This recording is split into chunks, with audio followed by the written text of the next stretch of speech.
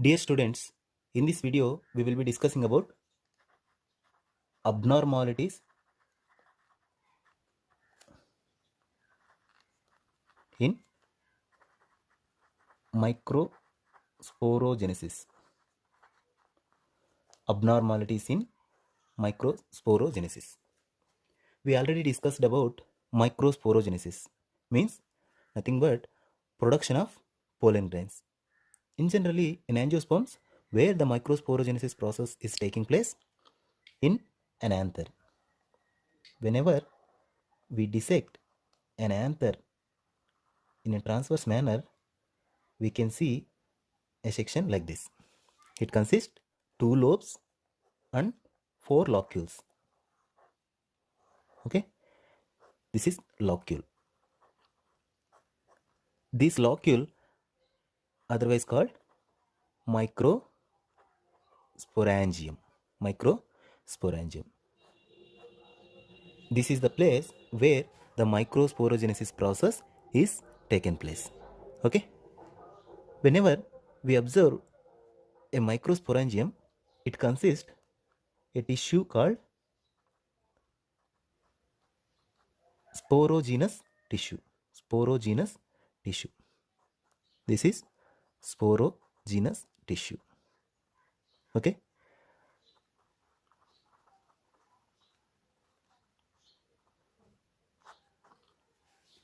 During pollen production, first of all, these sporogenous tissue divide mitotically and it will give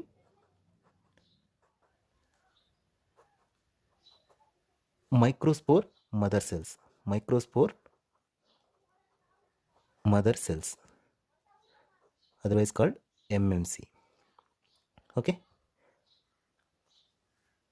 Later, these microspore mother cells divide meiotically.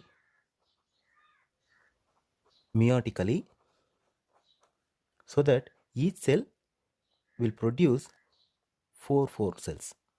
Okay, means this is one, this is second one, third one.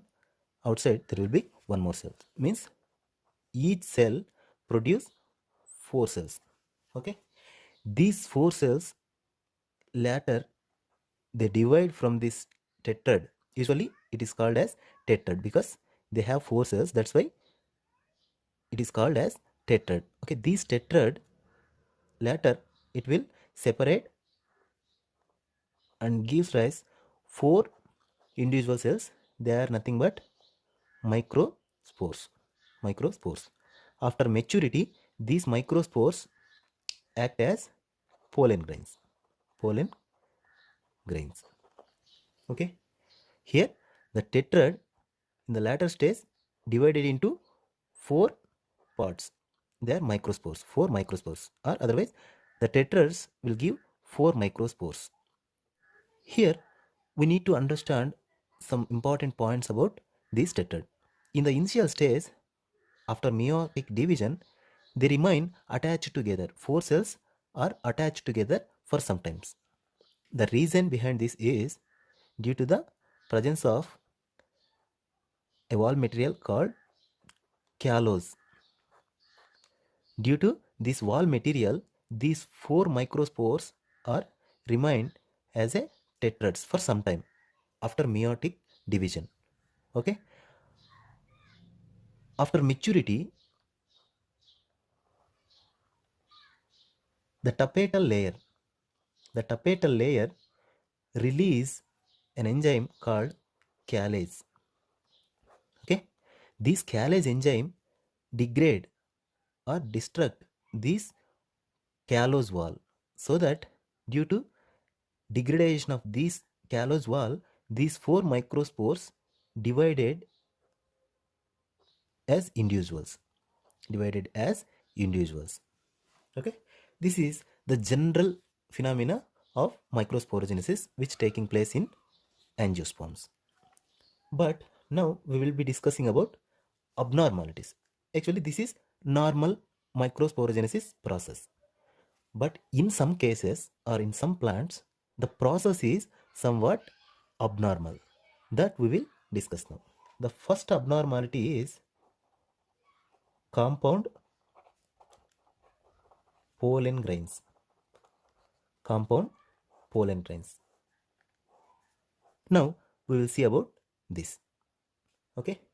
Generally what happening here, due to the presence of callose wall material, they remain attached for some time. After that, due to the activity of callase enzyme, the wall material will be degraded so that individual microspores will release into locule. But in some plants, they are not dividing. After maturity also, they remain as tetrads. They remain as tetrads, and also they release from anther as tetrads only. Means as compound structures. These are individual structures. These are compound. That's why the name has been given as compound pollen grains. The pollen grains, this is one pollen grain, this is one pollen grain, this is one pollen grain, and backside also there will be one pollen grain. The 4 pollen grains together matured and also released from anther. Here they are released in individuals, but here they are released in force. That's why we call them as compound pollen grains. In some plants, they released in pairs. Means tetrad will divide into 2 so that we will get pairs of pollen grains. These pairs of pollen grains at maturity, they will release from the anther. Okay.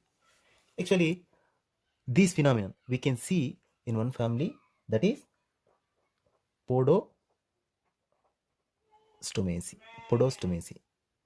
In the family Podostomaceae, we can see these type of abnormalities. Means pairs of pollen grains will be seen in this Podostomaceae family.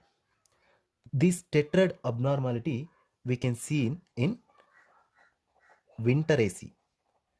It is a family name. In Winteraceae and Ericaceae and Juncaceae.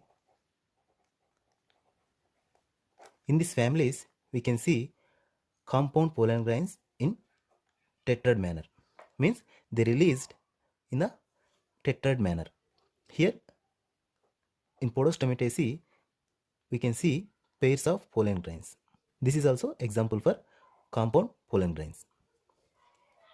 Next, we will see one more abnormality, that is Pollinia.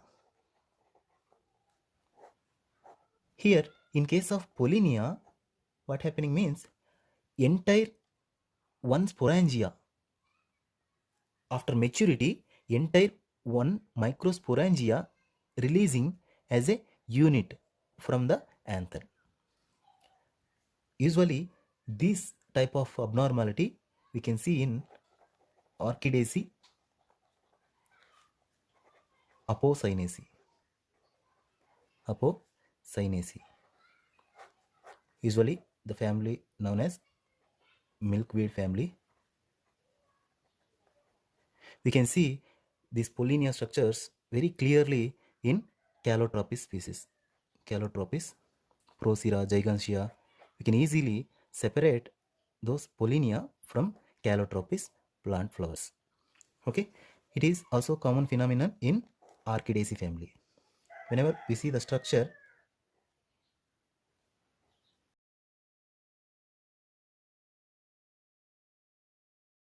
it consists 3 parts. Here it is a disc or corpusculum. This is a retinaculum. These two are Pollinia. The singular form is Pollinium. In Calotropis, usually we can see 2 Pollinium in one Pollinia. Pollinium 1, Pollinium 2. The singular usage is Pollinium. The plural form is Pollinia. Okay. Here the pollen grains are deposited in a sac-like structure called pollinium. Okay.